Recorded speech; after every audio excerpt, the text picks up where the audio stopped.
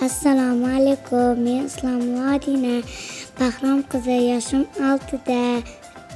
Oqqo'rg'on tumanidagi 16-bog'chaga kelaman. Bizning bog'cha juda ham chiroyli, shinam va shart-sharoitlari mavjud. Bizning bog'chamizda 5 ta markazda faoliyat olib boriladi. Bu markazlarda turli xil axborot texnologiyalaridan, tabiiy ko'rgazmalardan qiziqarli mashg'ulotlar o'tiladi. Biz bu mashg'ulotlarda erkin ishtirok etamiz. Menga qurish, yasash va matematika markazi yoqadi.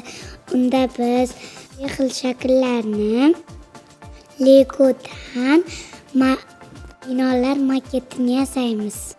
Dikona Matinaga esa san'at markazi yoqadi, chunki u ko'proq rasm chizishga, raqsga tushishga yaxshi ko'radi. Biz bog'chamizni yaxshi ko'ramiz. E'tiboringiz uchun rahmat.